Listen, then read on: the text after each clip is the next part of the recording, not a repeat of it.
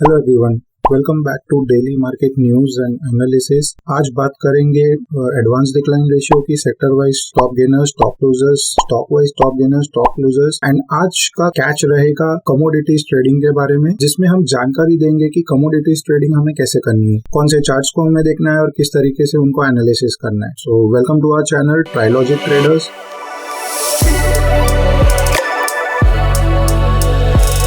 और आज का एडवांस टू डिक्लाइन रेशियो रहा है 1249 advances versus 798 decline, which means overall market थोड़ा बुलिश रहा है। टॉप गेनर्स सेक्टर वाइज में रहे information technology, automobile, pharma, FMCG, और टॉप लूजिंग सेक्टर्स रहे oil and gas, metals and mining, banking and financial, telecommunication. Stock wise अगर हम देखें तो Apollo hospital, Divi's lab, Tata motors, Bajaj finance, Bajaj auto, Asian paints, ये रहे टॉप गेनर्स।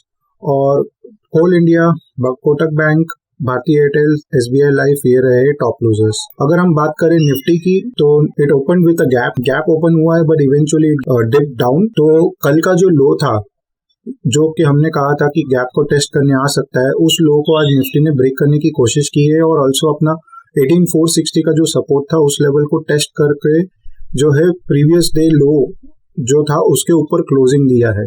अब देखना ये है कि निफ्टी क्या और अंडर परफॉर्म करता है या फिर यूएस सेलिंग डिप, जो डेट सेलिंग का जो बिल था वो तो पास हो गया है। अब उसका पॉजिटिव इम्पैक्ट अगर आता है तो हो सकता है निफ्टी यहाँ से बॉटम आउट करके कोई बुलिश सिग्नल हमें सिग्नल दे ताकि हम उसमें लॉन्ग कर सके। सिमिलरली बैंक निफ्टी थोड़ा और ज्यादा अंडर परफॉर्म कर रहा है निफ्टी को, बिकॉज अगर हम देख सकते हैं कि कल का जो लो था वो बैंक निफ्टी ने आज ब्रेक कर दिया है। हालांकि बैंक निफ्टी में 43,700 का लेवल टेस्ट करके आज क्लोजिंग जो है वो ऊपर ही की है, बट स्टिल बैंक निफ्टी को अंडर परफॉर्म कर रहा है। तो अगर कोई भी सेलिंग प्रेशर आया तो बैंक निफ्टी में कम डाउन टू 43,600 लेवल्स। अब हम बात करेंगे कमोडिटीज के बारे में कि कमोडिटीज ट्रेडिंग में हमें कैसे क्या करना है। सो कमोडिटीज ट्रेडिंग में हमें हमेशा पहले इसको दो सेक्शन में डिवाइड कर लेना है। द रीजन इज, एक सेक्शन में हम हमेशा इंटरनेशनल चार्ट्स को ट्रैक करेंगे और एक सेक्शन में जो है हमारे एमसीएक्स चार्ट्स को, जो हमारा इंडियन स्टॉक एक्सचेंज है फॉर कमोडिटीज, उसको ट्रैक करेंगे। सो फर्स्ट चार्ट में आप ऑलवेज जो है इंटरनेशनल कमोडिटीज के जो चार्ट होते हैं, जैसे यहाँ पर सिल्वर यूएस डॉलर पर आउंस जो दिखाया हुआ है टीवीसी, तो ये वाला चार्ट हम प्रेफर करेंगे और वही उसका काउंटर पार्ट एमसीएक्स। ठीक है, सो इस तरीके से हमें दोनों चार्ट लगाने हैं। हम जब एनालिसिस करते हैं कमोडिटीज पे तो हमें हमेशा पहले इंटरनेशनल चार्ट्स के बारे में जान लेना चाहिए कि इंटरनेशनल चार्ट में प्राइस एक्शन कैसा है, क्या कर रहा है, कौन से चार्ट पैटर्न या कौन से टाइप के कैंडल पैटर्न वहां पे बन रहे हैं, और सिमिलरली रिफ्लेक्ट होगा हमारे इंडियन एमसीएक्स के चार्ट पर। But the difference is, international chart जो होता है उसमें डेटा हमें कंप्लीट मिलता है। इंडियन चार्ट में जो है डेटा हमें कंप्लीट नहीं मिलता है, बिकॉज एट नाइट 11:30 आवर जो हमारा एमसीएक्स होता है एक्सचेंज वो बंद हो जाता है एंड देन मॉर्निंग में 9 o'clock खुलता है। बट इंटरनेशनली हमारे जो कमोडिटीज होते हैं उनके ऑलमोस्ट वो 24 आवर्स रन करते हैं, बीच में सिर्फ 1-1.5 घंटे के लिए बंद होते हैं। जैसे ही सुबह एशियन मार्केट्स शुरू होते हैं वैसे ही हमारे इंटरनेशनल जो कमोडिटीज हैं वो वापस शुरू हो जाते हैं।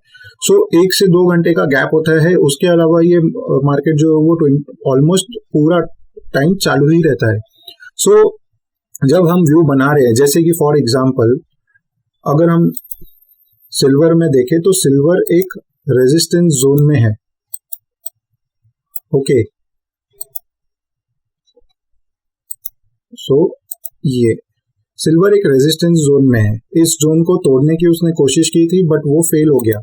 सो यहाँ पर अब सिल्वर अगर इस लेवल को सस्टेन करता है एंड इस लेवल को ब्रेकआउट कर जाता है तो सिल्वर में फर्दर रैली आ सकती है।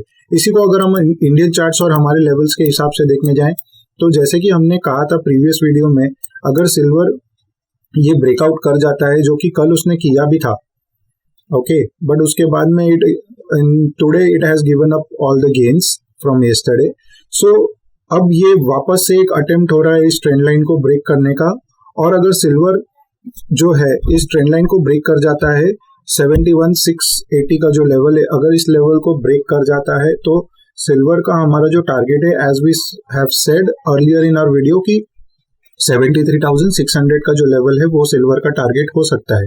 सो फ्रेंड्स, ये होता है तरीका कि आप कमोडिटीज के चार्ट को किस तरीके से देखते हैं।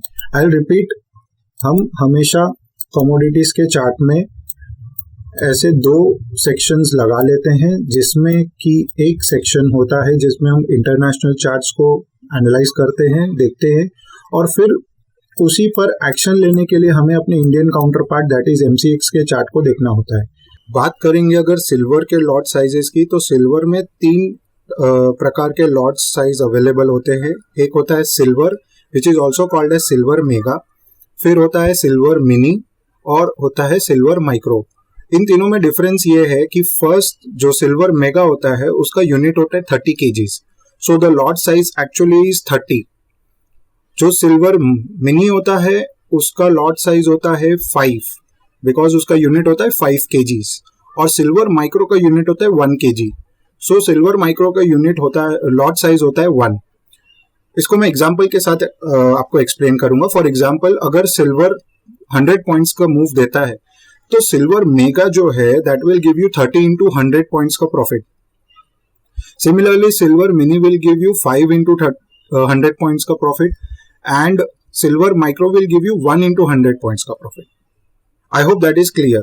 सिमिलरली होता है क्रूड और नेचुरल गैस में भी। जब आप क्रूड या नेचुरल गैस को देख रहे हो तो सिमिलरली आपको क्रूड और नेचुरल गैस में भी इंटरनेशनल चार्ट्स वर्सेस MCX के चार्ट को देखना चाहिए, so that you can view your build your view as per international chart कि इंटरनेशनल चार्ट में क्या हो रहा है। जैसे कि मैंने एक्सप्लेन किया कि इंटरनेशनल चार्ट में वो ऑलमोस्ट 24 आवर्स ओपन होता है, तो उसमें प्राइस एक्शन ज्यादा क्लियरली समझ में आता है एज कंपेयर टू जो MCX का चार्ट होता है।